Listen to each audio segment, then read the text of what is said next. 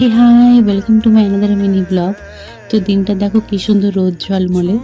ছাদে উঠে দেখছিলাম চারদিকের ভিউটা, তারপর ব্রেকফাস্ট সেরে নিলাম। এবার রান্নাঘরে চলে এলাম। মাকে আমি বলে রেখেছিলাম যে আজকে আমি রান্না বান্না সব করব।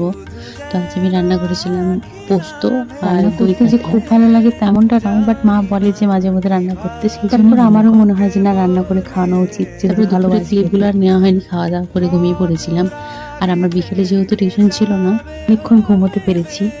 বেলায় ঘুমটা আমার চাই, ওটা মানে আমার ম্যান্ডেটরি, না হলে আমি পাগল হয়ে যাবো, এরকম একটা ব্যাপার। বেলা উঠে মা বললো একটু সন্ধ্যা দিয়ে নিতে, যেহেতু মা একটু বাইরে বেরিয়েছিল। আর আমি এই জিনিসটা বিশ্বাস করি যে ঠাকুর দেবতা যখন যার হাতে পুজো নেওয়ার থাকে না, এক্স্যাক্ট কিন্তু সেই তখন কাজটা করে। বহুবার আমার সাথে ঠাকুর দেবতার সেবা করা সত্যি খুব স্যাটিসফাইং, মানে যারা করে তারা এটার গুরুত্ব বুঝবে। আর আমাদের বাড়ি